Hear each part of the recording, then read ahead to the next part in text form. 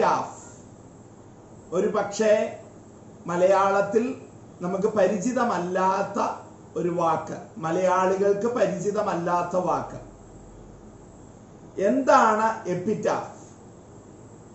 പാശ്ചാത്യ ക്രൈസ്തവ സംസ്കാരത്തിൽ ഒരാൾ മരിച്ചു കഴിഞ്ഞ് അദ്ദേഹത്തിന്റെ ശവസംസ്കാരം പൂർത്തിയാകുമ്പോൾ അയാളുടെ കുഴിമാടത്തിന് മുകളിൽ ഒരു ഗ്രേവ്, ഒരു സ്തൂപം അല്ലെങ്കിൽ ഒരു സ്മാരകശില പണിയപ്പെടുന്നുണ്ടെങ്കിൽ ആ പണിയപ്പെടുന്ന സ്മാരകത്തിന് മുകളിൽ ആലേഖനം ചെയ്യുന്ന ആപ്തവാക്യമാണ് എപ്പിറ്റാഫ്.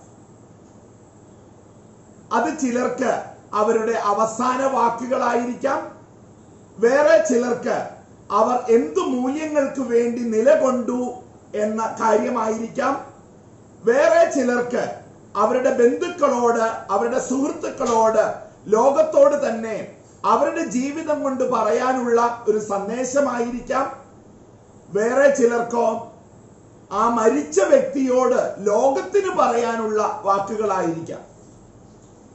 എന്നാൽ പാശ്ചാത്യ ക്രൈസ്തവ സംസ്കാരത്തിൽ മാത്രമുള്ള ഒരു കാര്യം എല്ലാ മതസ്ഥരുമുള്ള ഈ ഗ്രൂപ്പിൽ എങ്ങനെയാണ് നിർദ്ദേശിക്കുക? അതിന് സമാന്തരമായിട്ട് വേറെ ചില കാര്യങ്ങൾ കൂടെ പരിഗണിച്ചാൽ മതിയാകും. എന്താണ്? Funeral oration.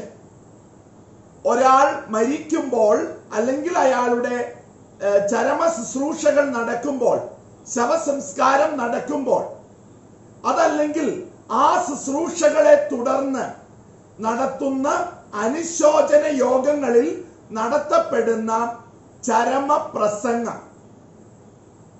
ഇനി മൂന്നാമതൊരു സാധ്യതയുള്ളത് ഇതാണ്.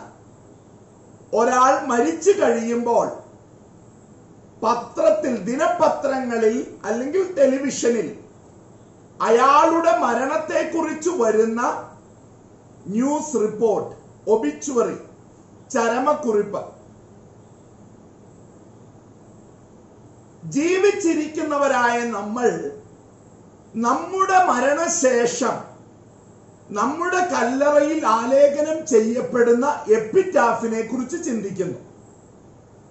അതല്ലെങ്കിൽ നമ്മുടെ മരണത്തെ തുടർന്ന് നമ്മുടെ ചരമ ശുശ്രൂഷകൾ നടക്കുമ്പോൾ ബന്ധപ്പെട്ടവർ നടത്തുന്ന അവസാന ചരമ പ്രസംഗം നമ്മൾ ഇപ്പോഴേ കേൾക്കാൻ ശ്രമിക്കുന്നു.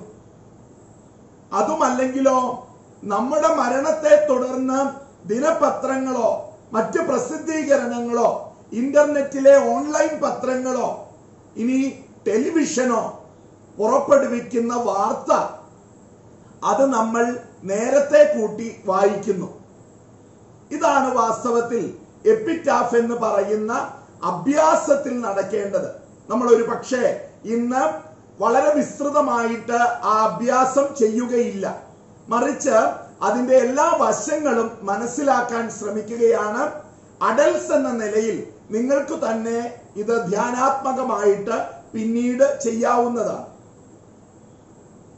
സ്റ്റീഫൻ കവേയുടെ 7 Habits of Highly Effective People എന്ന പുസ്തകത്തിൽ ഒരു പ്രത്യേക പ്രിൻസിപ്പിൾ പറയുന്നത് begin with the end in mind. ലക്ഷ്യത്തെ മുൻപിൽ കണ്ടുകൊണ്ട് ആരംഭിക്കുക എന്നൊരു പറച്ചിലുണ്ട്. അത് സ്വന്തം ജീവിതത്തിലേക്ക് മുഴുവനായും അപ്ലൈ ചെയ്യുമ്പോൾ ഒരു വ്യക്തിക്ക് തന്റെ മരണത്തെ മുൻപിൽ കണ്ടുകൊണ്ട് ഓരോ നിമിഷവും ജീവിക്കാനാവുമോ എന്നുള്ളതാണ് ചോദ്യം. Begin with the end in mind എന്ന് പറയുമ്പോൾ സമാന്തരമായിട്ട് അത് ജീവിതത്തിലേക്ക് അപ്ലൈ ചെയ്യുമ്പോൾ can we live with the death in mind.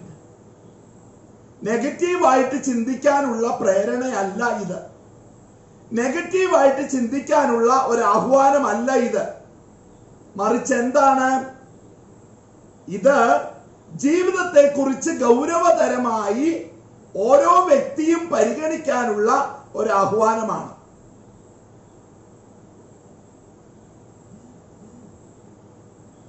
ക്രൈസ്തവ പശ്ചാത്തലത്തിൽ, ഒരു പക്ഷേ ഇസ്ലാമിക പശ്ചാത്തലത്തിലും, ഓക്കെ, ക്രൈസ്തവരുടേത് ഞാൻ പറയാൻ പോകുന്ന അല്പം എക്സ്ട്രീമാണ്, ദയവ് ചെയ്ത് പേടിക്കരുത്. പണ്ട് ഏതാണ്ട് 40-50 വർഷങ്ങൾക്ക് മുൻപ് ആളുകളെ നോമ്പുകാല ചിന്തകളിൽ അവരുടെ മനസ്സ് മാറ്റാൻ, അവരിൽ പരിവർത്തനം ഉണ്ടാക്കാൻ വന്നിരുന്ന ചില ധ്യാന പ്രസംഗകർ കയ്യിൽ തലയോട്ടി പിടിച്ചുകൊണ്ട് പ്രസംഗിക്കുമായിരുന്നു. മനുഷ്യ, നീ ഇങ്ങനെയാണ് ആകാൻ പോകുന്നത്, അതുകൊണ്ട് നീ പരിതപിക്കുക, നീ പശ്ചാത്തപിക്കുക, നിന്റെ ജീവിത രീതികൾ മാറ്റിമറിക്കുക, നിന്റെ ജീവിതത്തിൽ നീ മാറ്റം വരുത്തുക, നിന്റെ ജീവിതത്തെ നീ രൂപാന്തരപ്പെടുത്തുക, ഇല്ലെങ്കിൽ നീയും മരിച്ചതുപോലെയാകും, മറ്റുള്ളവർ മരിച്ചതുപോലെ ആവുകയില്ല എന്ന സൂചനയല്ല, മറിച്ച് ജീവിതത്തിന് ശേഷമുള്ള ജീവിതത്തെക്കുറിച്ച്, ലൈഫ് ആഫ്റ്റർ ഡെത്ത്, മരണാനന്തര ജീവിതത്തെക്കുറിച്ചുള്ള ഓർമ്മപ്പെടുത്തൽ അതാത് മതസങ്കല്പങ്ങളുടെ വെളിച്ചത്തിൽ പലതരത്തിൽ സംഭവിക്കാറുണ്ട്. ഒരു പക്ഷേ ഇസ്ലാമിക് പ്രീച്ചേഴ്സും മരണത്തെക്കുറിച്ച്, വിധിയെക്കുറിച്ച് ഇത്തരത്തിൽ പ്രസംഗിക്കാറുണ്ട്. കള്ള് കയ്യിലെടുത്തുകൊണ്ടല്ല, അവരുടേതായ രീതിയിൽ വാക്കുകൾ ഉപയോഗിച്ചുകൊണ്ട്. അത് ആ ഒരു രീതി വാസ്തവത്തിൽ കേൾക്കുന്ന ആൾക്ക് ഭയമുണർത്താവുന്ന ഒരു രീതിയാണ്. എന്നാൽ അതേ കാര്യം നമ്മൾ നേരത്തെ പഠിപ്പിക്കാൻ ശ്രമിച്ച നോൺ ഡിറക്റ്റീവ് മെത്തേഡ്, അതായത് ഉപദേശങ്ങളില്ലാതെയുള്ള ഉപദേശ രീതിയിൽ അവതരിപ്പിക്കുമ്പോൾ നമുക്കത് എപ്പിറ്റാഫിലൂടെ നിർവഹിക്കാം. നിങ്ങൾക്ക് കാര്യം പരിചയമാകാൻ, എളുപ്പമാകാൻ വളരെ സുപരിചിതനായ ലോക ചരിത്രത്തിൽ നിന്ന് തന്നെയുള്ള ഒരാളുടെ ജീവിതം നമുക്ക് പരിഗണിക്കാം. ഏതാണ് ആ ജീവിതം? ആൽഫ്രഡ് നോബൽ എന്ന പ്രസിദ്ധനായ ശാസ്ത്രജ്ഞന്റെ കാര്യമാണ്. ആൽഫ്രഡ് നോബൽ നിങ്ങൾക്കറിയാമെങ്കിൽ അറിയപ്പെടുന്നത് ഡൈനമൈറ്റിന്റെ കണ്ടുപിടുത്തവുമായി ബന്ധപ്പെട്ടാണ്. വളരെ സമാധാനപൂർവകമായ ഒരു ഉപയോഗത്തിന് വേണ്ടി അദ്ദേഹം കണ്ടുപിടിച്ച ഡൈനമൈറ്റ് ഉപയോഗിച്ച് പാറകൾ പോലും തുരന്ന് കിണറുകൾ നിർമ്മിക്കാനും വെള്ളം കണ്ടെത്താനും തുരങ്കങ്ങൾ നിർമ്മിച്ച് യാത്രാ സൗകര്യങ്ങൾ സൃഷ്ടിക്കാനും അങ്ങനെ ഒട്ടനവധി പ്രായോഗിക തലങ്ങളിലേക്ക് മനുഷ്യനെ കൊണ്ടുപോയ ഒരു കണ്ടുപിടുത്തമാണ് ആൽഫ്രഡ് നോബലിന്റെ ഡൈനമൈറ്റ്. എന്നാൽ അദ്ദേഹം ജീവിച്ചിരിക്കെ തന്നെ അതേ കണ്ടുപിടുത്തത്തിന്റെ അങ്ങേ എക്സ്ട്രീമിലുള്ള ഉപയോഗത്തിലേക്ക് മനുഷ്യരാശി കടന്നു പോവുകയാണ്. ഡൈനമൈറ്റ് ബോംബ് പോലെ ആളുകളെ കൊല്ലാൻ ഉപയോഗിച്ചുകൊണ്ട് നാശം വിതയ്ക്കുന്ന ഒരു കണ്ടുപിടുത്തമായി ആൽഫ്രഡ് നോബലിന്റെ ആയുഷ്കാലത്ത് തന്നെ രൂപാന്തരപ്പെട്ടു വരികയാണ്. തൽഫലമായി നോബൽ ജീവിച്ചിരുന്ന കാലഘട്ടത്തിൽ തന്നെ ഒട്ടനവധി പേരുടെ മരണത്തിന് ഡൈനമൈറ്റ് കാരണമാവുകയാണ്. അങ്ങനെ ഇരിക്കെ ഒരു ദിവസം ഇത് അബദ്ധത്തിൽ സംഭവിച്ചതാണോ അതോ മനഃപൂർവം ആളുകൾ ചെയ്തൊപ്പിച്ചതാണോ എന്ന് വ്യക്തമല്ല. ആൽഫ്രഡ് നോബൽ ഒരു ദിവസം രാവിലെ ദിനപത്രത്തിൽ തന്റെ തന്നെ ചരമക്കുറിപ്പ് കാണുകയാണ്. എന്താണ് ചരമക്കുറിപ്പിൽ ആലേഖനം ചെയ്തിരിക്കുന്നത്? മരണത്തിന്റെ വിൽപ്പനക്കാരൻ മരിച്ചിരിക്കുന്നു. മരണത്തിന്റെ വിൽപ്പനക്കാരൻ, the seller of deaths probably is no more എന്ന അർത്ഥത്തിലാണ് പത്രത്തില് തലക്കെട്ട് വന്നിരിക്കുന്നത്.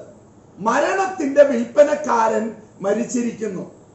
നമുക്കറിയാം, നമ്മൾ ആരും അത്തരത്തിലുള്ള ഒരു ചരമക്കുറിപ്പ് നമ്മളെ കുറിച്ച് വായിക്കാൻ ആഗ്രഹിക്കുകയില്ല.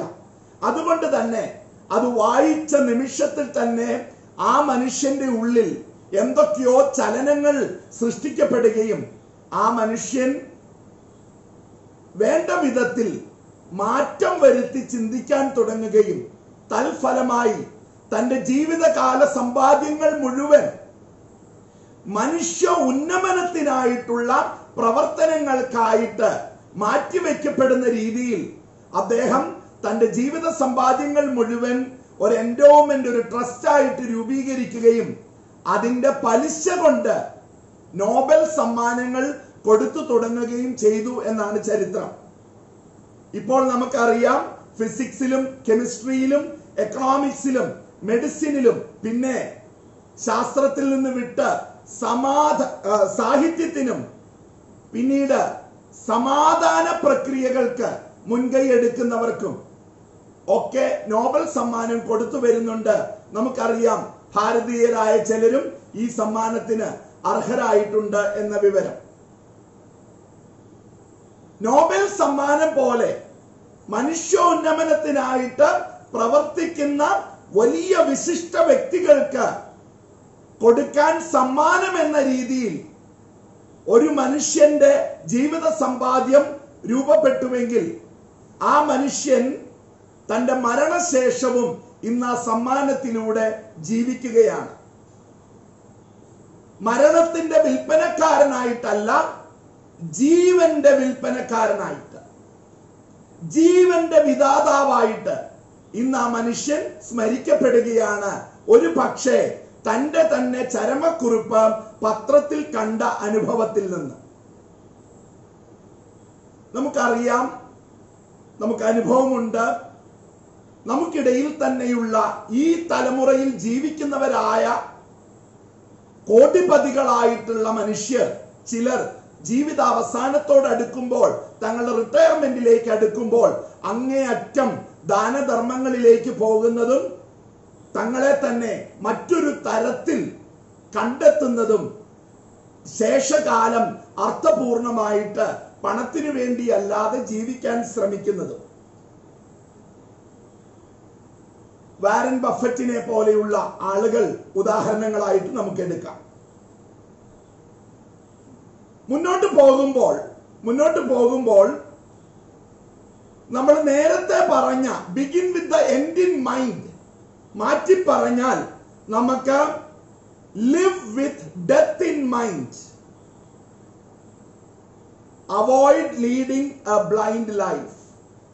അന്ധമായ ഒരു ജീവിതം ജീവിക്കാൻ ശ്രമിക്കാതെ, കണ്ണ് തുറന്ന് ജീവിക്കാൻ, ഹൃദയം തുറന്ന് ജീവിക്കാൻ, മരണത്തെ മുൻപിൽ കണ്ടുകൊണ്ടെന്ന് പറയുമ്പോൾ നെഗറ്റീവായ ഒരു ലക്ഷ്യത്തെ മുൻപിൽ കണ്ടുകൊണ്ട് എന്ന അർത്ഥത്തിലല്ല, എങ്കിലും മരണം മുൻപിൽ കണ്ടുകൊണ്ട് ജീവിക്കാൻ ശ്രമിക്കുമ്പോൾ കൂടുതൽ അർത്ഥപൂർണമായിട്ട് നമ്മുടെ ജീവിതം നമുക്ക് മുന്നോട്ട് കൊണ്ടുപോകാൻ സാധിക്കുന്നു എന്നാണ് സൂചന.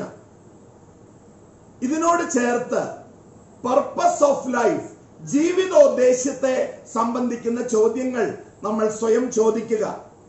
Y am I here? ഞാൻ എന്തുകൊണ്ടാണ് ഈ ഭൂമിയിലായിരിക്കുക? What is the purpose of my life?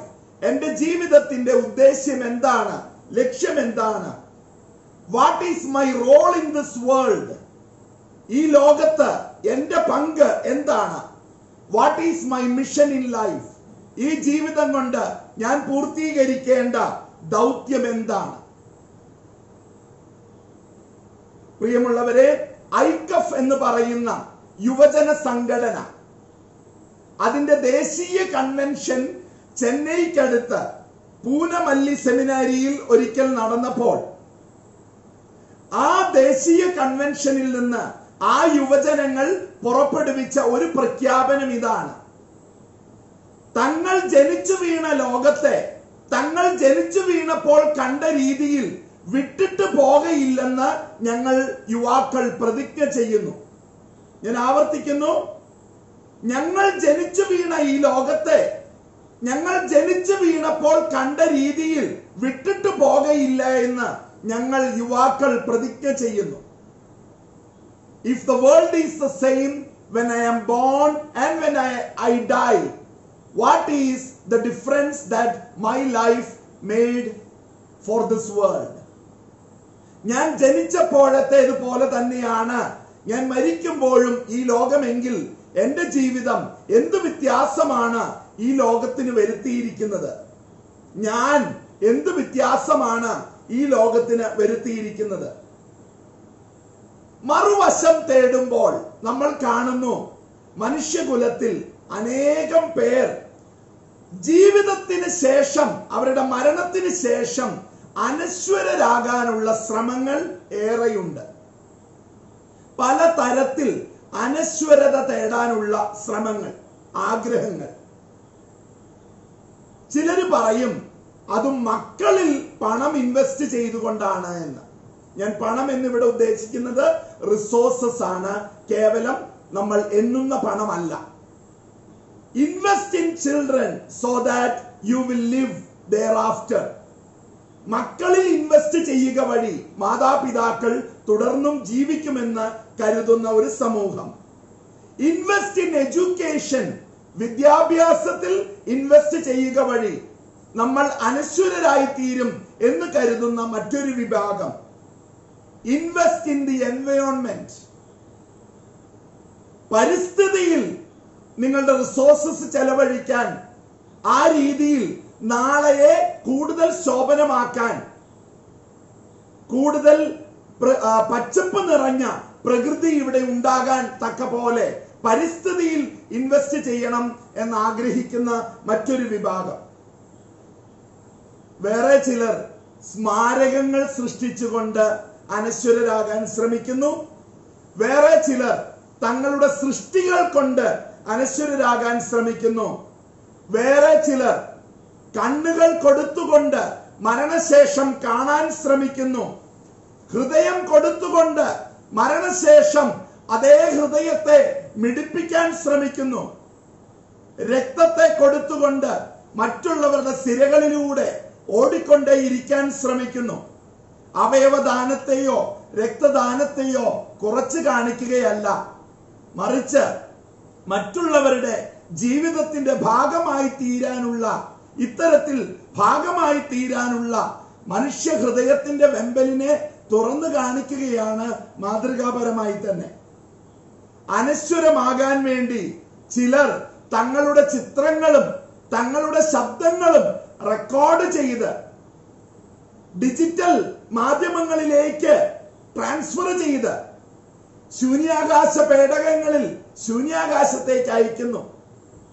എന്തെങ്കിലും ഒരിക്കൽ മനുഷ്യനപ്പുറത്തൊരു സ്പീഷി കടന്നു വന്നാൽ അവരിതൊക്കെ ഡീകോഡ് ചെയ്യുമെങ്കിൽ എന്റെ ശബ്ദം അവർ കേൾക്കണം, എന്നെ അവർ കാണണം എന്ന് കരുതിക്കൊണ്ട് ഏറെ പണം മുടക്കി തങ്ങളുടെ ശബ്ദവും തങ്ങളുടെ വസ്തുക്കളും തങ്ങളുടെ ജീവിതത്തെ ഓർമ്മിപ്പിക്കുന്ന ചിത്രങ്ങളുമൊക്കെ ശൂന്യാകാശത്തെത്തിക്കാൻ വെമ്പുന്ന വേറെ ചില ആളുകൾ.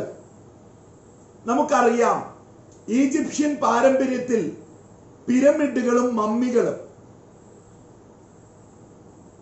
മരിച്ചുപോയ ഈജിപ്ഷ്യൻ രാജാക്കന്മാരുടെ, ഫറവോമാരുടെ അല്ലെങ്കിൽ അവരുടെ കുടുംബാംഗങ്ങളുടെ മരണത്തിൽ അവരുടെ ശരീരം മമ്മിഫൈ ചെയ്ത് ഒരിക്കലും അഴുകാത്ത രീതിയിലാക്കി പല വിധത്തിലായ ലേപനങ്ങൾ കൊണ്ട് അത്തരത്തിൽ പ്രോസസ് ചെയ്തിട്ട് അവർക്കിഷ്ടമുള്ള വിഭവങ്ങൾ ചേർത്തു വെച്ച് അടക്കം ചെയ്യുക വഴി ഈ ജീവിതം ഇതേ രീതിയിൽ എന്നും അനശ്വരമായിട്ട് തുടരും എന്ന വിശ്വാസം ഉള്ളതുപോലെ നമുക്കറിയാം, പിരമിഡുകൾ കുഴിച്ചെടുത്ത മമ്മികള് രൂപഭേദം വന്നിട്ടുണ്ട്, അഴുകിപ്പോയിട്ടുണ്ട്.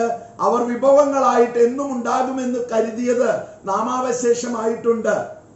എങ്കിലും മനുഷ്യകുലത്തിൽ നിന്ന് ഏതാനും പ്രതിനിധികൾ അത്തരത്തിലും അനശ്വരരാകാൻ ശ്രമിച്ചിട്ടുണ്ട് എന്ന് പറഞ്ഞു വെക്കുകയാണ്.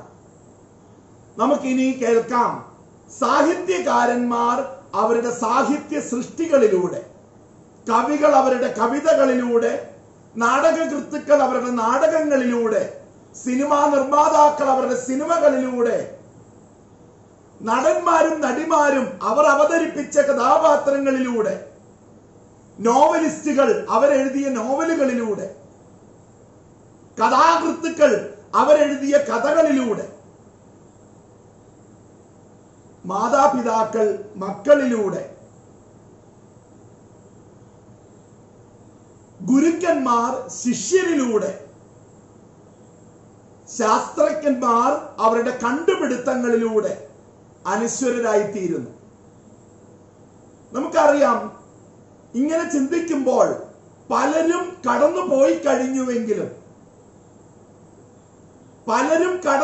കഴിഞ്ഞുവെങ്കിലും പാവങ്ങൾ എന്ന നോവല് കാണുമ്പോൾ നമ്മൾ അതിന്റെ കർത്താവിനെ ഓർക്കുന്നു. അതേപോലെ ഓരോ സൃഷ്ടിയും നമ്മൾ കാണുമ്പോൾ നമ്മൾ അതിന്റെ ശില്പിയെ ഓർക്കുന്നു, ചിത്രകാരനെ ഓർക്കുന്നു, സാഹിത്യകാരനെ ഓർക്കുന്നു. അതായത് ആ സൃഷ്ടികൾ അവരെ അനശ്വരരാക്കുകയാണ്. ചിത്രങ്ങളിലൂടെ ചിത്രകാരന്മാരും ശില്പങ്ങളിലൂടെ ശില്പികളും. നമുക്കറിയാം, മോണോലിസയും ഒടുവിലത്തെ അത്താഴവും പിയേത്തയും മുല്ലപ്പൂ ചൂടിയ മലയാള പെൺകുടിയും ഒക്കെ ലിയനാർഡോ ഡാവിഞ്ചിയെയും മൈക്കൽ ആഞ്ചലോയെയും രാജാ രവിവർമ്മയെയും എപ്രകാരം അനശ്വരമാക്കിയിരിക്കുന്നുവെന്ന്. ഇതിന്റെ എല്ലാം ആകത്തുകയായിട്ട് നമ്മൾ എത്തുക മരണത്തിലേക്കും ശവസംസ്കാര ചടങ്ങിലേക്കുമാണ്. ചിരിച്ചു പോകും നമ്മൾ. കോവിഡ് പശ്ചാത്തലത്തിൽ നാം ഏറെ ചർച്ച ചെയ്ത വിഷയങ്ങളാണ് മരണവും ശവസംസ്കാരവും. അതെങ്ങനെ വേണം, മതാചാര പ്രകാരം വേണോ വേണ്ടയോ, എത്ര പേര് പങ്കെടുക്കണം, പള്ളിയിൽ കയറ്റണോ വേണ്ടയോ, ക്രിമേഷൻ ആകാമോ, കുഴിച്ചിടണമോ, എക്സെട്രാ എക്സെട്രാ. നമ്മളുടെ പരിഗണനയ്ക്ക് വന്ന വിഷയങ്ങൾ വളരെ വളരെ കൂടുതലാണ്. എങ്കിലും ആ രണ്ട് കാര്യങ്ങൾ ഞാൻ നിങ്ങളുടെ ശ്രദ്ധയിലേക്ക് പ്രത്യേകമായിട്ട് കൊണ്ടുവരികയാണ്. സർക്കാർ നിർദ്ദേശിച്ച മാർഗങ്ങൾക്കോ ആരോഗ്യ വകുപ്പ് നിർദ്ദേശിച്ച സുരക്ഷാ മാർഗങ്ങൾക്കോ എതിരായിക്കൊണ്ടല്ല, മറിച്ച് അതിന്റെ എല്ലാ പ്രാധാന്യങ്ങളും ഉൾക്കൊണ്ടുകൊണ്ട് തന്നെ രണ്ട് കാര്യങ്ങളിലേക്ക് നിങ്ങളുടെ ശ്രദ്ധയെ കൊണ്ടുവരുന്നു. ഒന്ന്, നമ്മുടെ മരണത്തിന്റെ സ്വഭാവം. രണ്ട്, നമ്മുടെ ശവസംസ്കാരത്തിന്റെ നേച്ചർ. നമ്മുടെ മരണം എപ്രകാരമാണ് എന്നുള്ളതും, രണ്ട്, നമ്മുടെ ശവസംസ്കാരം എപ്രകാരമാണ് ആയിരിക്കും എന്നുള്ളതും. നമ്മൾ ഒരുപക്ഷെ കേട്ടിട്ടുണ്ട്, കൂടിയ ആളുകളുടെ എണ്ണം കൊണ്ട് ശവസംസ്കാരത്തിന്റെ വമ്പ് പറയുന്ന ബന്ധുജനങ്ങളെ നമ്മൾ കണ്ടിട്ടുണ്ട് അല്ലെങ്കിൽ കേട്ടിട്ടുണ്ട്. ചോദ്യം ഇതാണ്, will I regret my life? ജീവിതാവസാനം ഞാൻ എൻ്റെ ജീവിതത്തെ കുറിച്ചോ ജീവിതത്തിലെ ഏതെങ്കിലും ഘട്ടത്തെ കുറിച്ചോ ജീവിതത്തിലെ ഏതെങ്കിലും തീരുമാനങ്ങളെ കുറിച്ചോ ഞാൻ പരിതപിക്കുമോ ഇല്ലയോ എന്നുള്ളതാണ് നമ്മുടെ മുഖ്യ പരിഗണന. ഞാൻ അണ്ടർടേക്ക് ചെയ്ത കോസുകൾ, ഞാൻ മുറുക്കി പിടിച്ച എൻ്റെ മൂല്യങ്ങൾ, അവയെ ഞാൻ റിഗ്രറ്റ് ചെയ്യുമോ ഇല്ലയോ? തമാശ രൂപത്തിൽ നിങ്ങളുടെ പരിഗണനയ്ക്ക് ഞാൻ വെക്കുകയാണ്. അലക്സാണ്ടർ ദ ഗ്രേറ്റ് എന്ന ചക്രവർത്തി ലോകത്തെ പിടിച്ചടക്കാൻ ഇറങ്ങി പുറപ്പെട്ട് ഇന്ത്യ വരെ പിടിച്ചടക്കി കഴിഞ്ഞ ആ മനുഷ്യൻ മരിച്ചപ്പോൾ തന്റെ അടക്കം നടക്കാൻ ആയിട്ട് നിർദ്ദേശം മുന്നേ കൂട്ടി വെച്ചത്രേ, എന്നെ അടക്കുമ്പോൾ എന്റെ കൈകൾ ശവപ്പെട്ടിക്ക് വെളിയിലേക്ക് വെക്കുക. എന്താണ്? ലോകത്തെ പിടിച്ചടക്കാൻ ശ്രമിച്ച ഞാൻ ഒന്നും തിരിച്ചു കൊണ്ടുപോകുന്നില്ല എന്ന് ലോകത്തോട് ഉറക്കെ വിളംബരം ചെയ്യാൻ. He insisted that his hands be put outside the coffin. വെറും കൈയോടെ വന്ന ഞാൻ വെറും കൈയോടെയാണ് മടങ്ങിപ്പോകുന്നത് എന്ന അർത്ഥത്തിൽ കൈകൾ പുറത്താക്കിക്കൊണ്ടാണ് അദ്ദേഹം അടക്കം ചെയ്യപ്പെട്ടത് എന്നാണ് ചരിത്രം നമ്മളെ പഠിപ്പിക്കുക. ഈ അടുത്ത കാലത്ത് നടന്നതായിട്ട് വാട്സപ്പിൽ വീഡിയോ വന്ന നമ്മൾ കണ്ടതുകൊണ്ട് വിശ്വസിക്കുന്നു. അത് കൃത്രിമമാണോ അല്ലയോ നമുക്ക് അറിഞ്ഞുകൂടാ. മരിച്ചുപോയ ധനികനായ ഒരു അമേരിക്കക്കാരൻ മരിക്കുന്നതിന് മുൻപ് അയാളുടെ വിൽപത്രത്തിൽ, കോവിഡ് വന്ന് മരിച്ച അമേരിക്കക്കാരൻ മരിക്കുന്നതിന് മുൻപ് അദ്ദേഹത്തിന്റെ വിൽപത്രത്തിൽ കൂട്ടുകാരനെ ഭരമേൽപ്പിച്ചു അത്രേ അയാളെ തന്റെ പിന്തുടർച്ചക്കാരനായിട്ട്, തന്റെ വിൽപത്രം എക്സിക്യൂട്ട് ചെയ്യേണ്ട ആളായിട്ട് നിയമിച്ചുകൊണ്ട് അയാളെ പറഞ്ഞേൽപ്പിച്ചു അത്രേ തന്റെ സമ്പാദ്യമായ ഡോളർ കെട്ടുകൾ അത് നഗരമധ്യത്തിലേക്ക് പോയിട്ട് വീശി എറിയണമെന്ന്. അതായത് സമ്പാദിച്ചു കൂട്ടിയവ അതിന് മരണത്തിൽ നിന്ന് എന്നെ രക്ഷിക്കാനായില്ല. എനിക്ക് എന്റെ അവസാന ശ്വാസം നീട്ടി നിർത്താനായില്ല എന്ന തിരിച്ചറിവോടുകൂടി ആ ഡോളർ നോട്ടുകൾ അത് ഉപയോഗശൂന്യമായ കടലാസ് കഷ്ണങ്ങളാണ് എന്നുള്ള തിരിച്ചറിവോടെ കൂട്ടുകാരൻ ഇത് എറിയുന്നതിന്റെ ചിത്രമാണ്, പലതും പറഞ്ഞുകൊണ്ട് എറിയുന്നതിന്റെ ചിത്രമാണ് നമ്മൾ വീഡിയോയിൽ കണ്ടത്. പണത്തിന് ആയുസ്സിനെ നീട്ടാനാവില്ല എന്ന തിരിച്ചറിവാണ് ഇവിടെ ആ മനുഷ്യനെ ഇത്തരത്തിൽ ചെയ്യിക്കാൻ പ്രേരിപ്പിച്ചത്. വളരെ പ്രസിദ്ധമായിട്ടുള്ള ഒരു പുസ്തകത്തിന്റെ ടൈറ്റിൽ ഞാൻ നിങ്ങളുടെ പരിഗണനയ്ക്ക് കൊണ്ടുവരികയാണ്. Who will cry when I die? ഞാൻ മരിക്കുമ്പോൾ ആരാണ് കണ്ണുനീർ പൊഴിക്കുക, ആരാണ് കരയുക? ആരെയും കരയിക്കാൻ വേണ്ടി മരിക്കണം എന്ന് ഞാൻ ഇവിടെ ഉദ്ദേശിക്കുന്നില്ല. എന്നാൽ ആ പരിഗണനയും ദ പേർപ്പസ് ഓഫ് മൈ ലൈഫിലേക്ക്, എന്റെ ജീവിതോദ്ദേശത്തിലേക്ക് എപ്പിറ്റാഫ് എന്നിൽ എന്തു തരം ചിന്തകൾ ഉണർത്തുമോ അതേ ചിന്തകൾ ഉണർത്താൻ എന്നെ സഹായിക്കുന്ന ചിന്തകളിലേക്ക് എന്നെ നയിക്കും who will cry when I die എന്ന പരിഗണനയും. മരിച്ചു കഴിയുമ്പോൾ എപ്രകാരമാണ് തന്റെ അനുചരന്മാരെ അടക്കം ചെയ്യേണ്ടത് എന്ന ചോദ്യം ശ്രീനാരായണ ഗുരുവിനോട് അദ്ദേഹത്തിന്റെ ശിഷ്യന്മാർ ചോദിച്ചപ്പോൾ അദ്ദേഹം പറഞ്ഞത്രേ, ഞാൻ മരിക്കുമ്പോൾ എന്റെ ശരീരം പറ്റുമെങ്കിൽ ചക്കിലിട്ടാട്ടി തെങ്ങിന് വളം വെക്കണമെന്ന്. മൂലകങ്ങളിൽ നിന്ന് വന്ന ഞാൻ മൂലകങ്ങളിലേക്ക് പിന്തിരിയത്തക്കവണ്ണം, അത് ഏറ്റവും സുഗമമായിട്ട് നിർവഹിക്കത്തക്കവണ്ണം ചക്കിലിട്ടാട്ടി തെങ്ങിന് വളം വെക്കണമെന്നാണ് നാരായണ ഗുരു പറഞ്ഞതത്രേ. നമ്മുടെ എല്ലാ മതസമൂഹങ്ങളിലും, ഒരു പക്ഷേ മതവിശ്വാസമില്ലാത്തവരുടെ ഇടയിലും നന്നായി മരിക്കുക എന്നൊരു സങ്കല്പമുണ്ട്. മതസമൂഹങ്ങളിൽ ക്രിസ്ത്യൻ പശ്ചാത്തലത്തിൽ ഞാൻ കേട്ടിട്ടുള്ളത് ഇങ്ങനെയാണ്: നല്ല മരണം കിട്ടാൻ പ്രാർത്ഥിക്കണം. നല്ല മരണം എന്ന സങ്കല്പം എന്താണ് സൂചിപ്പിക്കുന്നത്? മരണം നല്ലത് എന്ന അർത്ഥത്തിലല്ല, മറിച്ച് ജീവിത സംതൃപ്തിയിൽ മരിക്കാനാവുക. Can I die with life fulfillment? മരണത്തിന്റെ ശ്രേഷ്ഠതയല്ല അതേത് ആശുപത്രിയിൽ കിടന്ന് എത്ര പണം ചെലവഴിച്ചുകൊണ്ട് എത്ര ആളുകളെ സാക്ഷി നിർത്തി എന്റെ ശവം സംസ്കരിക്കപ്പെട്ടു എന്നുള്ളതിലല്ല, മറിച്ച് ഏത്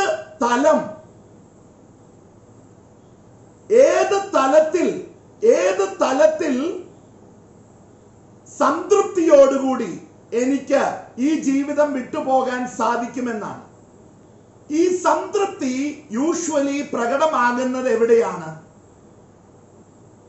മിക്കവാറും ഇത് പ്രകടമാവുക അവസാന വാക്കുകളിലാണ്, അവസാന നിമിഷങ്ങളിലാണ്. അവസാന നിമിഷങ്ങളിൽ ആ മനുഷ്യനെ, ആ മനുഷ്യ സ്ത്രീയെ കാണാനെത്തുന്ന ആളുകൾക്ക് കിട്ടുന്ന ആ ഒരു വൈബ്രേഷനിലാണ്. They express their fulfillment. ആ ഫുൾഫിൽമെന്റ് അതിന് സാക്ഷികളാകുന്നവർ ചെന്ന് ഉറക്കെ പറയുന്നത് കേട്ടിട്ടുണ്ട്. എന്തൊരു ഗ്രേസ്ഫുൾ എൻഡാണ്, ആ മുഖം വെട്ടിത്തിളങ്ങുക,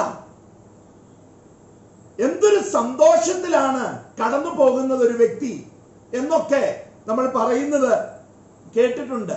അവസാന വാക്കുകൾ എത്രയോ വിസ്ഡം നിറഞ്ഞതാണ്, എത്രയോ അനുഗ്രഹദായകമാണ്, മറ്റുള്ളവരോട് എത്രയോ എന്താ പറയുക പോസിറ്റീവായിട്ടാണ് സംസാരിക്കുന്നത് എന്നൊക്കെ നമ്മൾ മരിച്ചുപോയ അല്ലെങ്കിൽ ആളുകൾ മരിക്കുന്നതിനെ കുറിച്ച് പറയാറുണ്ട്. ജീവിത ധർമ്മം പൂർത്തീകരിക്കുന്നതിന്റെ സംതൃപ്തി നമുക്ക് കിട്ടുന്നുണ്ടോ ഇല്ലയോ എന്നുള്ളതാണ് ചോദ്യം. നമ്മൾ മരിക്കുമ്പോൾ നമ്മളുടെ ജീവിത ധർമ്മം പൂർത്തീകരിക്കപ്പെട്ടു എന്ന തൃപ്തിയോടുകൂടി എനിക്ക് പോകാനാകുമോ? എന്റെ ഈ ലോക ജീവിതം പൂർത്തിയാക്കിയതിന്റെ സന്തോഷത്തോടെ എനിക്ക് ഈ ലോകം വിട്ടുപോകാൻ പറ്റുമോ? ദൈവമോ പ്രകൃതിയോ ഈ ഭൂമിയിലേക്ക് എന്നെ അയച്ചപ്പോൾ, എനിക്ക് ജീവൻ നൽകിയപ്പോൾ, എനിക്ക് നൽകപ്പെട്ട ജീവിത ഭാഗധേയം അത് പൂർത്തീകരിക്കാൻ എനിക്ക് സാധിച്ചോ ഇല്ലയോ എന്നുള്ളതാണ് പരിഗണന. ഞാനൊരു ഷോർട്ട് വീഡിയോയിൽ ഇതിനോടകം പുറത്തുവിട്ടിട്ടുള്ള ഒരു സന്ദേശം നിങ്ങളുടെ ശ്രദ്ധയിലേക്ക് പെടുത്തുകയാണ്. നിങ്ങൾ രാവിലെ എഴുന്നേൽക്കുമ്പോൾ നിങ്ങൾ നിങ്ങളുടെ കിടക്ക വിരിക്കാറുണ്ടോ? ഉണ്ടെന്നും ഇല്ലെന്നും ആളുകൾ പറയും. ഉണ്ട് എന്നാണ് നിങ്ങൾ പറയുന്നതെങ്കിൽ എന്റെ ചോദ്യം ഇതാണ്, അത് ചുളിവുകൾ ഏറെ ഉണ്ടായത് കൊണ്ടാണോ? ഞാൻ വേറെ അർത്ഥമൊന്നും തേടുന്നില്ല. ഞാൻ പറയാൻ ശ്രമിക്കുന്നത് ഇതാണ്, രാത്രി മുഴുവൻ സ്വസ്ഥതയോടെ കിടന്നുറങ്ങാൻ നിങ്ങൾക്കായോ? രാത്രി മുഴുവൻ സ്വസ്ഥതയോടെ നിങ്ങൾക്ക് കിടന്നുറങ്ങാനായെങ്കിൽ അത് കാണിക്കുന്നത് ദിനാന്ത്യത്തിൽ, ദിവസത്തിന്റെ അവസാനം നിങ്ങൾക്ക് ലഭിച്ച, നിങ്ങൾക്കുണ്ടായ സംതൃപ്തിയാണ്. ആ ദിവസത്തെ കുറിച്ച് നിങ്ങൾക്കുണ്ടായ ജീവിത സംതൃപ്തി. ദിനാന്ത്യത്തിൽ അത്തരത്തിലൊരു തൃപ്തിയോടെയാണ് നിങ്ങൾ കിടക്കാൻ പോയതെങ്കിൽ ഞാൻ പറയും നിങ്ങൾക്ക് നല്ല ഉറക്കം ലഭിക്കും. അന്തിമമായ നിത്യമായ ഉറക്കമാണ് മതവിശ്വാസങ്ങളിൽ നമ്മൾ ലക്ഷ്യം വെക്കുന്നത് എങ്കിൽ അന്തിമമായ ഉറക്കത്തെ റിഫ്ലക്റ്റ് ചെയ്യണം അന്നന്നത്തെ ഉറക്കവും. സംതൃപ്തിയോടെ നിത്യമായ ഉറക്കം നമുക്കാകണമെങ്കിൽ അന്നന്ന് നമ്മൾ തൃപ്തിയോടെ ഉറങ്ങിയിട്ടുണ്ടാവണം. റെസ്റ്റ് ഇൻ പീസ് എന്നാണല്ലോ മരണവാർത്തകൾ കേൾക്കുമ്പോൾ RIP എന്ന് ചിലർ ആശംസിക്കുക. ഓക്കെ, ബന്ധുക്കളെയും സുഹൃത്തുക്കളെയും മക്കളെയും ഒക്കെ അനുശോചനങ്ങൾ അറിയിച്ചിട്ട്, പ്രാർത്ഥനകൾ അറിയിച്ചിട്ട് മരിച്ച ആളെ കുറിച്ച് നമ്മൾ പറയുക, അയാൾക്ക് നിത്യവിശ്രമം ഉണ്ടാകട്ടെ, നിത്യശാന്തി ഉണ്ടാകട്ടെ, റെസ്റ്റ് ഇൻ പീസ്. ചോദ്യം ഇതാണ്, will we rest in peace?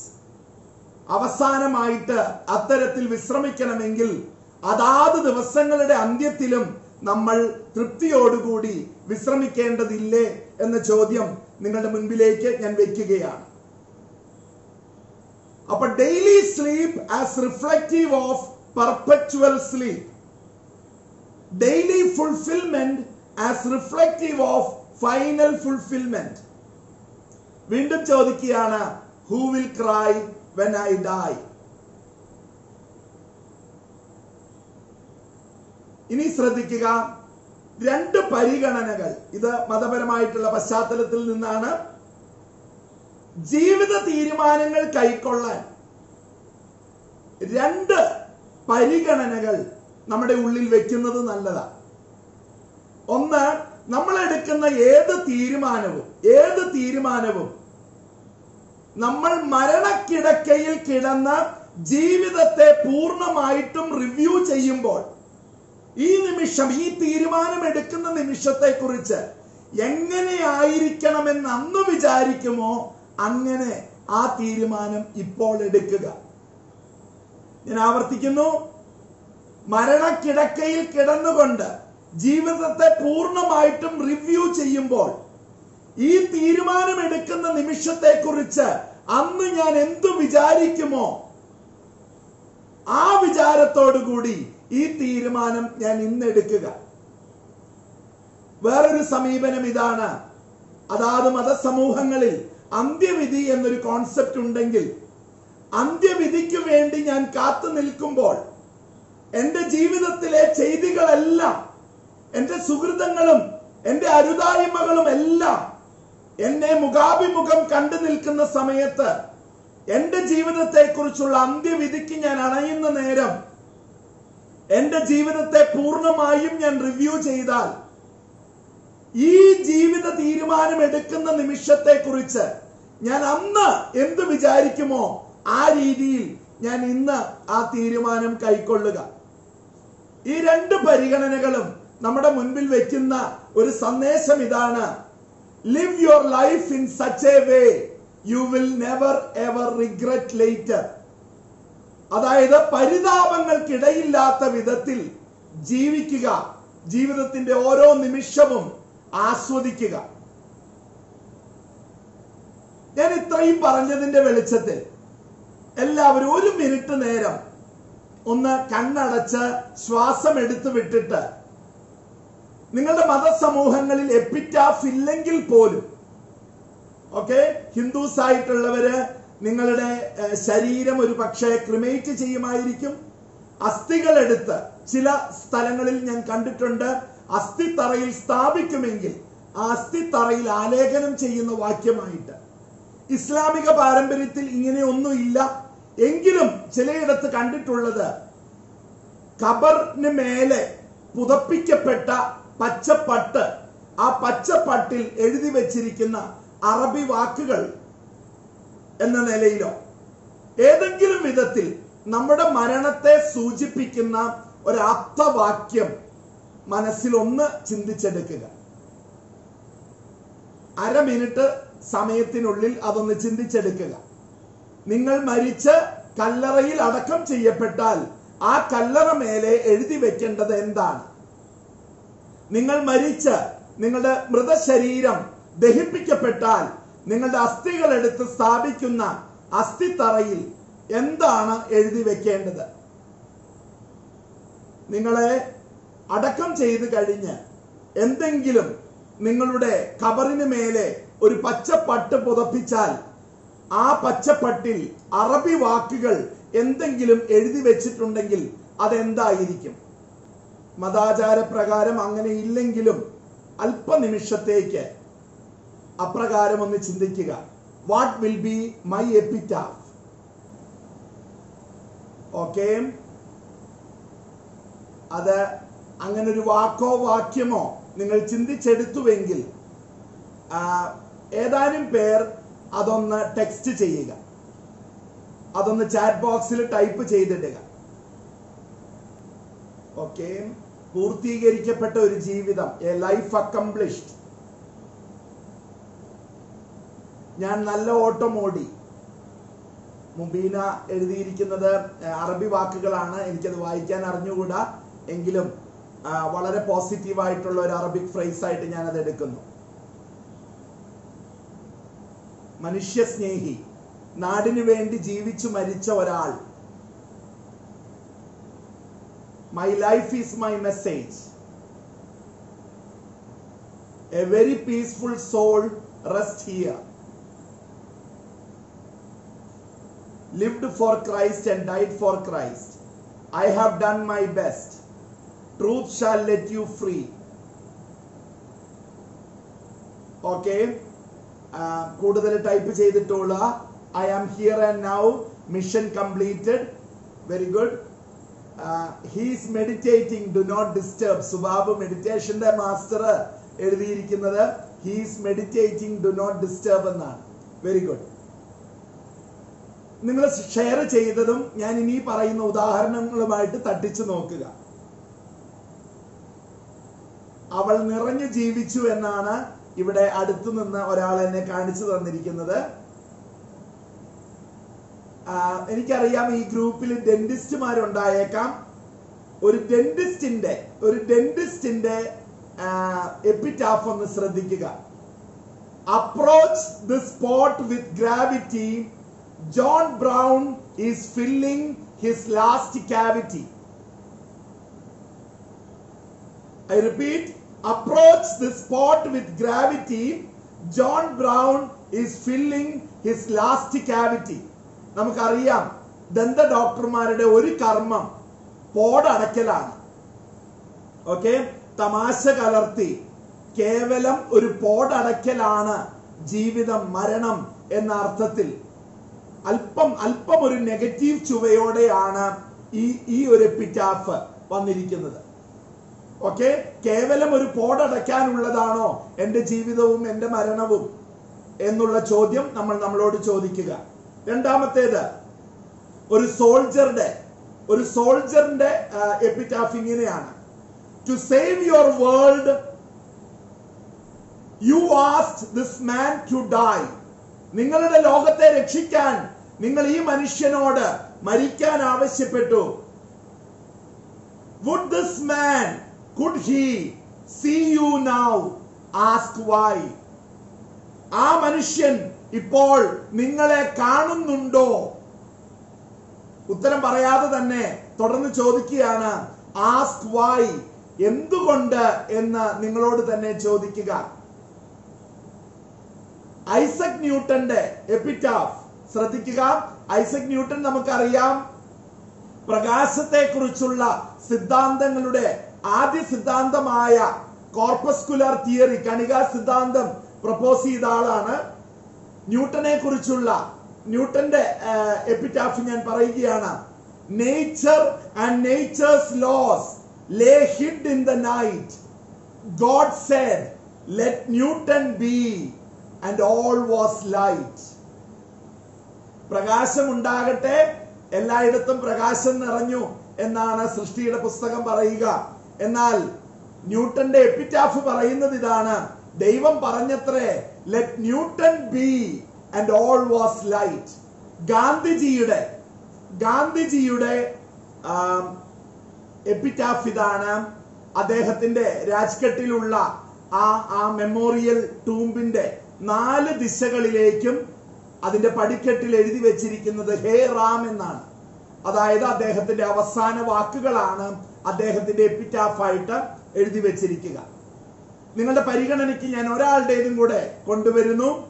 William Wordsworth, നമുക്കറിയാം നേച്ചർ പോയിറ്റ്, പ്രകൃതിയിലെ തീമുകളെ എടുത്ത് മനോഹരമായ കവിതകൾ രചിച്ച വില്യം വേർഡ്സ്വർത്ത്, നമ്മൾ ഒരുപക്ഷെ പഠിച്ചിട്ടുള്ള ഡാഫഡിൽസിന്റെയും സോളിറ്ററി റീപ്പറിന്റെയും ഒക്കെ കർത്താവ്. വില്യം വേർഡ്സ്വർത്തിന്റെ കല്ലറയിൽ ആലേഖനം ചെയ്തിരിക്കുന്നത് ഇങ്ങനെയാണ്: stop here or gently pass. നിൽക്കുക അല്ലെങ്കിൽ സാവധാനം കടന്നു പോവുക. നിൽക്കുക അല്ലെങ്കിൽ സാവധാനം കടന്നു പോവുക. എന്താണ് വേർഡ്സ്വർത്ത് ഇവിടെ അന്തി ഉറങ്ങുകയാണ്. ഇത് അദ്ദേഹത്തിന്റെ തന്നെ സോളിറ്ററി റീപ്പർ എന്ന കവിതയിലെ ഒരു ലൈനാണ്. സോളിറ്ററി റീപ്പർ എന്ന കവിതയിലെ ഒരു ലൈനാണ്. നിങ്ങൾക്കറിയാം, ഗ്രാമാന്തരത്തിലൂടെ അദ്ദേഹം കടന്നു പോകുമ്പോൾ സംഭവിക്കുക, അദ്ദേഹം ഒറ്റയ്ക്ക് നിന്ന് കൊയ്യുന്ന ഒരു ദുഃഖകാവ്യം പാടുന്ന ഒരു കന്യകയെ കാണുന്നു. അപ്പോൾ ആ പാട്ട് കേട്ട് ലയിച്ചു നിന്നു പോകുന്ന കവി മറ്റുള്ളവരോടെന്നോണം പറയുകയാണ്, stop here or gently pass. അവളെ ശല്യപ്പെടുത്താതെ കടന്നു പോവുക, ഇല്ലെങ്കിൽ അവളുടെ പാട്ടിന് ശല്യമുണ്ടാകും, ആ പാട്ട് നിന്നു പോകും. അതിന്റെ അണ മുറിയാതെ, അതിന്റെ ആ ഒഴുക്ക് മുറിയാതെ കാക്കുക. കേൾക്കണമെങ്കിൽ നിങ്ങൾ നിന്ന് കേൾക്കുക, ഇല്ലെങ്കിൽ സാവധാനം കടന്നു പോവുക എന്ന അർത്ഥത്തിലാണ് വില്യം വേർഡ്സ്വർത്തിന്റെ എപ്പിറ്റാഫ് രേഖപ്പെടുത്തിയിരിക്കുന്നത്. വലിയവരായ മനുഷ്യർ, മഹാന്മാരായ മനുഷ്യർ, നമ്മൾ എന്താണ് ചെയ്യുക? നമ്മൾ അവരിൽ ചിലരുടെ ജന്മവും ആഘോഷിക്കും, ചിലരുടെ മരണവും ആഘോഷിക്കും. മരണം ആഘോഷിക്കുന്ന, മരണം നമ്മൾ സ്മരിക്കുന്ന ആളുകൾ എപ്രകാരമുള്ളവരാണ്? മരണമാണ് നമ്മൾ ആഘോഷിക്കുന്നതെങ്കിൽ നമ്മൾ ആഘോഷിക്കുന്നത് മരണത്തെയല്ല, മരണത്തിന് മുൻപുണ്ടായ അവരുടെ ജീവിതത്തെയാണ് എന്ന് ഓർക്കുക. അതായത്, if the death is celebrated, ask yourself whether the life before that was worthy to be celebrated. മിക്കവാറും അങ്ങനെയായിരിക്കും. മരണം ആഘോഷിക്കപ്പെടുന്നുണ്ടെങ്കിൽ ഉറപ്പായിട്ടും ആ മരണത്തിന് മുൻപ് കടന്നുപോയ ജീവിതം ആഘോഷത്തിന് സാധ്യതയുള്ളതായിരിക്കണം. ഞങ്ങൾ വളരെ പണ്ട്, പതിറ്റാണ്ടുകൾക്ക് മുൻപ്, രണ്ട് പതിറ്റാണ്ടെങ്കിലും മുൻപ്, വൈപ്പിൻ ദ്വീപിൽ ഹൈസ്കൂൾ +2 വിദ്യാർത്ഥിനികൾക്ക് വേണ്ടി 3 ദിവസത്തെ ഒരു ക്യാമ്പ് നയിക്കവേ എപ്പിറ്റാഫ് എന്ന് പറയുന്ന അഭ്യാസം അവരെ കൊണ്ട് ചെയ്യിച്ചു. അഭ്യാസം ചെയ്യിക്കുമ്പോൾ നമ്മൾ അവരെ കിടത്തിയിട്ടോ ഇരുത്തിയിട്ടോ അവരുടെ മരണത്തിലേക്ക് മെല്ലെ ഗൈഡ് ചെയ്തു കൊടുക്കും, പേടിപ്പെടുത്താതെ. അതായത് ജീവിതത്തെ പൂർണ്ണമായിട്ട് ഒന്നുകൂടെ പരിഗണിക്കാൻ അവസരം കൊടുക്കും. എന്നിട്ട് അവരുടെ തന്നെ എപ്പിറ്റാഫ് എഴുതപ്പെടുന്നതായിട്ട് കാണും, അതവർ വായിക്കും. എന്നിട്ട് നമ്മൾ ചെയ്യുക ഇതാണ്, കണ്ണ് തുറന്ന് ആ എപ്പിറ്റാഫ് വാക്യം, ആ ആപ്തവാക്യം ബുക്കിൽ എഴുതി വെക്കാൻ പറയും. പലരും പലതും എഴുതി വെച്ചത് വായിച്ചപ്പോൾ ഒരു കൊച്ചുകുട്ടി, 9ാം ക്ലാസ്സിൽ പഠിക്കുന്ന ഒരു പെൺകുട്ടി, ഓർക്കണം, ഒരു പക്ഷേ ഗോശ്രീ പാലം നിർമ്മിക്കപ്പെട്ട് വൈപ്പിൻ ദ്വീപിന് എറണാകുളം വൻകരയുമായിട്ട് സ്ഥിരബന്ധം തുടങ്ങിയിട്ട് വർഷങ്ങളാകുന്നതിന് മുൻപ് 9ാം ക്ലാസ്സുകാരിയായ ഒരു പെൺകുട്ടി ഇങ്ങനെയാണ് എഴുതി വെച്ചത്. ഇത് അവളുടെ വാക്കുകളല്ല എന്ന് ഞാൻ സമ്മതിക്കുന്നു, നമ്മൾ ഇത് വേറെ കേട്ടിട്ടുള്ളതാണ്. എങ്കിലും ആ പശ്ചാത്തലത്തിൽ അത് എന്നെ ഏറെ സ്പർശിച്ചത് കൊണ്ട് ഞാൻ അതിവിടെ ഉറക്കെ പറയുകയാണ്. അവളുടെ വാക്കുകൾ ഇതായിരുന്നു: ഞാൻ ജനിച്ചപ്പോൾ ഞാൻ കരഞ്ഞു, മറ്റുള്ളവർ ചിരിച്ചു. ഞാൻ മരിക്കുമ്പോൾ എനിക്ക് ചിരിക്കാനും മറ്റുള്ളവർക്ക് കരയാനും ഉണ്ടാകുമോ? ഞാൻ ആവർത്തിക്കുന്നു, ഞാൻ ജനിച്ചപ്പോൾ ഞാൻ കരഞ്ഞു, മറ്റുള്ളവർ ചിരിച്ചു. ഞാൻ മരിക്കുമ്പോൾ എനിക്ക് ചിരിക്കാനും മറ്റുള്ളവർക്ക് കരയാനും ഉണ്ടാകുമോ? എനിക്ക് ചിരിക്കണമെങ്കിൽ പൂർണ്ണമായിട്ട് ജീവിച്ച് തീർത്തതിന്റെ സംതൃപ്തി, ജീവിതധർമ്മം പൂർത്തിയാക്കിയതിന്റെ സംതൃപ്തി, ജീവിത ഭാഗധേയം കയ്യെത്തിപ്പിടിച്ചതിന്റെ സംതൃപ്തി എന്റെ ഉള്ളിൽ ഉണ്ടാവണം. മറ്റുള്ളവർക്ക് കരയാൻ സാധ്യത ഉണ്ടാകണമെങ്കിലോ I should have created a void. ഞാൻ നികത്താനാവാത്ത ഒരു വിടവ് സൃഷ്ടിച്ചിട്ടുണ്ടാവണം. ഞാൻ പറയും, നമ്മൾ വിടവുകൾ പോലും സൃഷ്ടിക്കരുത് എന്ന് പറയും. നമ്മൾ മരിച്ചു പോയാലും ഈ ലോകം ഒരു തടസ്സവും കൂടാതെ മുന്നോട്ട് ഗമിക്കത്തക്കവണ്ണം ആക്കിയാൽ മാത്രമാണ് നമ്മളുടെ ചിരിക്ക് പൂർണ്ണമായ സാധ്യതയുള്ളൂ, സംതൃപ്തിക്ക് പൂർണ്ണമായ സാധ്യതയുള്ളൂ എന്നാണ് ഞാൻ കരുതുക. പക്ഷെ ആ കുട്ടി എഴുതിയ വാക്കുകൾക്ക് ഏറെ പ്രസക്തിയുണ്ട്. ഒരു പക്ഷെ എന്റെ വായിൽ നിന്ന് തന്നെ നിങ്ങളിൽ പലരും കേട്ടിട്ടുള്ള സൂര്യന്റെ പ്രതീകത്തിൽ ഇത് 3 തരത്തിൽ വരുന്നുണ്ട്. അതുകൂടെ പരിഗണിച്ചുകൊണ്ട് നമുക്കിതിന്റെ സമാപനത്തിലേക്ക് കടക്കാം. സൂര്യൻ പടിഞ്ഞാറൻ ചക്രവാളത്തിൽ അസ്തമിക്കുമ്പോൾ പടിഞ്ഞാറൻ ചക്രവാളം ശോഭയുള്ളതാവുക. പടിഞ്ഞാറൻ ചക്രവാളം, it is turning bright and golden, it is shining and glittering. എന്റെ ചോദ്യം നിങ്ങളോട്, ഹേ സൂര്യ, നിങ്ങളാകുന്ന സൂര്യന്മാർ മരിക്കാനാകുമ്പോൾ, അന്ത്യസമയം അടുക്കുമ്പോൾ നിങ്ങളുടെ പടിഞ്ഞാറൻ ചക്രവാളം ശോഭയുള്ളതാകുമോ? സൂര്യൻ അസ്തമിക്കുമ്പോൾ സൂര്യന്റെ മൂഡ് എന്നതാ? സംതൃപ്തിയുടെ മൂടാ. എന്താ കാര്യം? ഒരു പകൽ മുഴുവൻ തന്നെ ഏൽപ്പിച്ചു തന്ന ലോകത്തിന്റെ ഈ അർദ്ധഗോളത്തെ പ്രകാശിതമാക്കി എന്ന സംതൃപ്തിയോടെയാണ് സൂര്യൻ വിടവാങ്ങുന്നത്. ഞാൻ നിങ്ങളോട് ചോദിക്കുന്നു, ഹേ സൂര്യ, നിങ്ങൾക്ക് ഏൽപ്പിച്ചു തന്ന ജീവിതങ്ങളെ, നിങ്ങളുടെ ശുശ്രൂഷയ്ക്ക്, നിങ്ങളുടെ സഹായത്തിന് ഏൽപ്പിച്ചു തന്ന ജീവിതങ്ങളെ പ്രകാശിതമാക്കി എന്ന ചാരിതാർത്ഥ്യത്തോടെ നിങ്ങളാകുന്ന സൂര്യന്മാർക്ക് വിടവാങ്ങാനാവുമോ എന്ന് പരിഗണിക്കുക. മൂന്നാമത്തെ കാര്യം, സൂര്യൻ അസ്തമിക്കുമ്പോൾ എന്താണ് സംഭവിക്കുക? ചന്ദ്രൻ ഉദിക്കും, ഇരുട്ടാകും, ചന്ദ്രൻ ഉദിക്കും. ചന്ദ്രന്റെ പ്രകാശം ഇവിടെ ഉണ്ടാവും. ഓർക്കുക, ചന്ദ്രന് സ്വന്തമായിട്ട് പ്രകാശമില്ല. ചന്ദ്രൻ പ്രതിഫലിപ്പിക്കുന്നത് സൂര്യപ്രകാശത്തെയാണ്. ഹേ മനുഷ്യ, നിങ്ങളാകുന്ന സൂര്യന്മാർ അസ്തമിക്കുമ്പോൾ നിങ്ങളുടെ പ്രകാശം ഏറ്റുവാങ്ങി തുടർന്നും പ്രശോഭിക്കുവാൻ ഈ ചക്രവാളത്തിൽ ഒരു ചന്ദ്രൻ ഉദിക്കുമോ, ചന്ദ്രന്മാരുദിക്കുമോ എന്ന പരിഗണനയും വെക്കുക. നമ്മളുടെ ജീവിതം സംതൃപ്തിദായകമാകണമെങ്കിൽ, നമുക്കൊരു നല്ല എപ്പിറ്റാഫ് എഴുതി ചേർക്കണമെങ്കിൽ, നമ്മളെ കുറിച്ച് പത്രത്തിൽ ഒരു നല്ല ചരമക്കുറിപ്പ് വരണമെങ്കിൽ, നമ്മളുടെ മരണശേഷം മറ്റൊരാൾ ഒരു നല്ല ചരമ പ്രസംഗം പറയണമെങ്കിൽ ഓർക്കുക, ഇതെല്ലാം എക്സർസൈസ് രൂപത്തിൽ ചെയ്യുമ്പോൾ ഞാൻ തന്നെയാണ് ചെയ്യുന്നതെന്ന് ഓർക്കുക. അതായത് നമ്മൾ എഴുതി വയ്ക്കുക, നമ്മൾ വിളിച്ചോതുക, നമ്മുടെ തന്നെ ഉള്ളിന്റെ ഉള്ളിലെ ആഗ്രഹമാണ്. നമ്മുടെ ഉള്ളിലെ ആഗ്രഹത്തെയാണ് ഞാൻ എഴുതി വെക്കാനോ മനസ്സിൽ കാണാനോ ശ്രമിക്കുന്നത്. അപ്പൊ അവരെന്തു പറഞ്ഞാലും എന്ത് എന്റെ മരണശേഷം ചെയ്താലും എക്സർസൈസ് രൂപത്തിൽ ഞാനിത് ചെയ്യുമ്പോൾ എന്റെ ആഗ്രഹത്തെയാണ് ഞാൻ കടലാസിലേക്ക് പകർത്തുക. അപ്പൊ എന്റെ തൃപ്തി, എനിക്ക് സംതൃപ്തി എനിക്ക് പൂർണ്ണമായിട്ട് ഭവിക്കട്ടെ എന്ന് നമുക്ക് ഓരോരുത്തർക്കും നമ്മളെ കുറിച്ച് തന്നെ, നമ്മുടെ ജീവിതങ്ങളെ കുറിച്ച് പറയാൻ സാധിക്കട്ടെ എന്ന് പറഞ്ഞുകൊണ്ട് ഞാൻ ഓൾറെഡി പറഞ്ഞ ഒരു വാക്യം വീണ്ടും ആവർത്തിക്കുകയാണ്. Let your aim be life without regrets.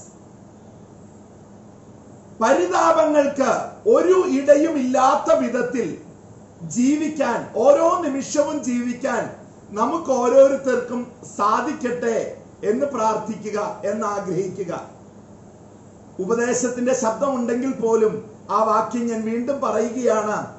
Live your life in such a way you will never ever regret later. ഒരിക്കലും പിന്നീട് പരിതപിക്കാൻ ഇടയില്ലാത്ത വിധത്തിൽ നമുക്ക് ഓരോ നിമിഷവും നമ്മുടെ ജീവിതം ഒട്ടാകെയും ജീവിക്കാനാകുമോ? നിങ്ങൾക്ക് എല്ലാവർക്കും ജീവിതത്തിൽ നല്ല സംതൃപ്തി, നിങ്ങളുടെ ജീവിതത്തിന്റെ ഓരോ ദിവസവും നല്ല സംതൃപ്തി കണ്ടെത്താൻ ഇടവരട്ടെ എന്ന ആശംസയോടെ വിരമിക്കുന്നു. അച്ഛാ, ഇന്ന് റിഗ്രറ്റ് ഇല്ലാതെ ഓരോ ദിവസവും എന്ന് രാത്രി കിടന്നുറങ്ങുമ്പോ ഇന്ന് എന്റെ അവസാന ദിവസമാണ് എന്ന് സന്തോഷത്തോടുകൂടി പുഞ്ചിരിയോടെ കിടക്കാൻ എനിക്ക് സാധിച്ചിട്ടുള്ളത് അച്ഛൻ കൈപിടിച്ച് നടത്തിയ നന്മകളിലൂടെയുള്ള ചിന്തകളും വാക്കുകളുമാണ് അച്ഛാ. Thank you so much. Thank you. God bless.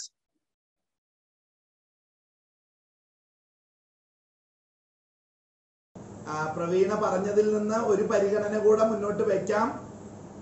Start your day thinking that this is my first day. Live your day as if it is your only day, and end your day thinking that it is your last day. Right? എല്ലാവർക്കും ശുഭരാത്രി. God bless. Good night.